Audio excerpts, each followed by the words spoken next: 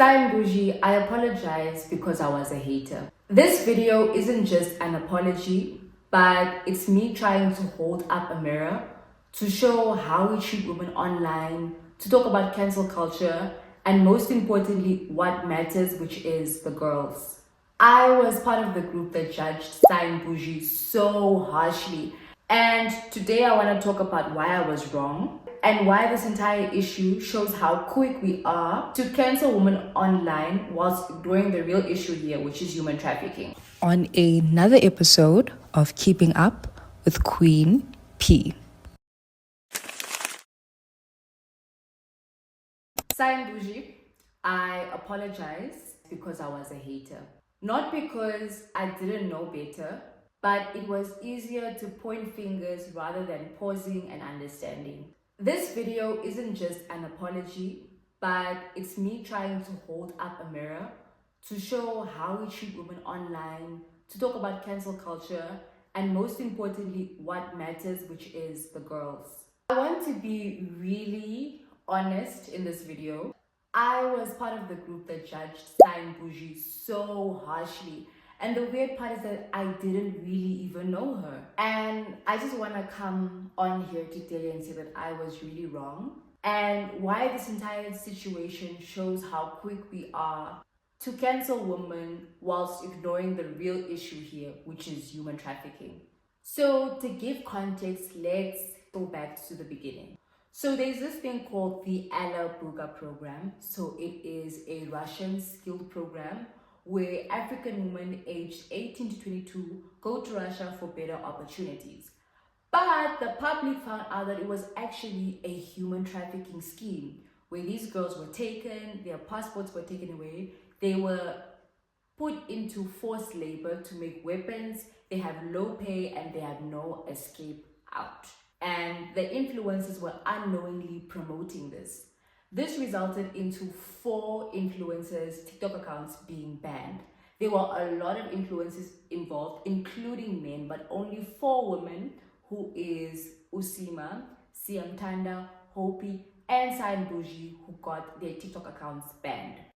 And if you have ears, you would ask yourself, out of all the influencers, including men, who promoted this human trafficking scheme, why were only 4 women cancelled by their TikTok accounts being banned? I really want to say that I feel as though the system has failed us because human trafficking is a crime.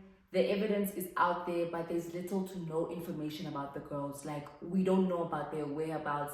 There's nothing. There is complete silence. And because we are so upset, we are putting all this outrage towards the influencers. Whenever I saw these influencers' names pop up on my Instagram or on my TikTok, I got so mad. I was so upset. I was just like, how could you do this with your big platform? How? Just why? I didn't stop asking questions. But you know what I did? I joined the hate train, which was criticizing the influencers. I was so quick to judge them, but slow to understand. But then I watched the Altino podcast where he brought Cyan Boujee onto his podcast. And Cyan Boujee actually explained her side of the story, that her manager was the one who brought the Alabuga deal to her and there was a whole contract in place. And I'm not gonna lie, if my manager gave me that, honestly speaking, I really would have not researched, to be honest. But I knew that in my head, like, to be honest, like, damn guys, I really would have not researched, but I was still so quick to be on the heat and to be like, yeah, you should have researched, you saw the red flags, but don't we all ignore the red flags? Like, I know that there has been times in my life where I have ignored my gut feeling. And when I've done that, I've actually felt the fire. But like, why are we acting like these influencers are superhuman? Or why are we forgetting that they too make mistakes, you know? It's like we've painted the picture that because you show your life online, you can't make mistakes. And if you make a mistake, boom, we're quick and we're gonna come at you and cancel you. The hate even got way worse when I saw people that I follow who were still following those influencers. Even famous people like Grace Mondlana and Lala Toxin were still following those influencers. But then at the end of the day, Cyan Boujee did say in the Altito podcast, her followers know the true her subscribers know the true her. So obviously, because I didn't know her, I didn't understand the true her as well as all the other influences. But I still feel like we chose who to cancel. But the worst part is that when she was on the podcast, she spoke about how Prince KB got back at her and basically did a whole revenge porn. So he leaked their sex tape video. And I'm just realizing that nothing happened to Prince KB. I don't even think he ever actually experienced cancel culture. But Cyan Boujee, one mistake, boom, she's gone, you know? And this man, what he did is a crime, you know? And he even came to Namibia, and yet we still went to support him. And the worst part of it all is that we still even listen to his music. I don't even think he's ever experienced his Instagram or his TikTok account being banned, you know? And I genuinely feel like the influencers here are also victims too, guys. They really didn't know, honestly speaking. They really didn't know. And we are so quick to say you should have done your homework, but don't we also not do our homework? Isn't this also a learning curve for all of us to remember to do our homework, you know? Just to pause, do some introspection for ourselves too. Like, why are we being so hypocritical on standards that we don't even live up to our own selves? So we are trying to say that in our lives, we have never missed the red flag. But the thing is, it's also really not new at the end of the day. Women are always crucified harder online, and we are also quicker to call them out. Like, guys, remember the time when we also really wanted to cancel Grace Montlana? Because we felt that Grace Montlana was being insensitive by paying for her ex's funeral whilst her ex had a partner and whilst she also had a partner. Whilst in the meantime, we have someone like Chris Brown, who has a history of violence, not only towards Rihanna, but also other women post 2009. But we still listen to his music, we still go to his concerts. And I don't think he has ever felt the repercussions of cancel culture like that. So I just want to remind us that we not forget about the girls. There is a lot of silence, but we should try and talk about solutions, awareness, and really educate ourselves and others. I really thought it was common knowledge to know that if you are being offered a better opportunity outside of your own country, that is plain and simple human trafficking, but it's not, you know. And clearly, if a lot of people knew this, we would be saving a lot of girls. So we need to speak about this more. So this story cannot die down, and we can't lose focus. The girls are still gone.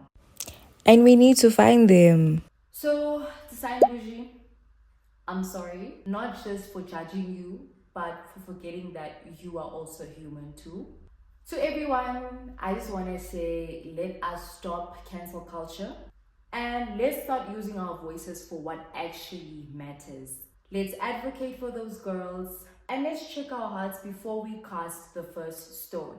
It's actually also so crazy how this other couple, they're called Bonhle and Hluki, were also involved in this. But guys, I feel like people have given them so much grace. I also feel like they were given grace because they were expecting. But if you look at their comments now, it's just all love, so bliss. They didn't even experience that. And it's just like, hypo, guys. So are we picking and choosing who we should cancel? No, guys, we need to check our hearts before we cast the first stone. But the truth is, the world in 2025 looks so progressive on the surface, but the cracks are everywhere. We've built laws, institutions, and campaigns that sound so powerful, but in reality, we pick and choose what we care about. We scream for justice one day, then scroll past it the next. We're living in a time where outrage has become the new entertainment, where reposting something for 24 hours feels like activism, but holding people and systems accountable, that's where we draw the line. Yes, the government has failed us, but so have we. Because silence isn't neutral. It protects those who are in power. It protects abusers, traffickers, and systems that thrive when no one is paying attention. We've normalized exploitation so deeply that slavery can exist under the banner of opportunity. And instead of dismantling it, we debate whether victims should have done more research, quote unquote. And the saddest part, power decides which stories trends and which one disappears. Who gets defended and who doesn't? Who gets justice and who gets forgotten? I keep asking myself, how did we get here? How are we still here?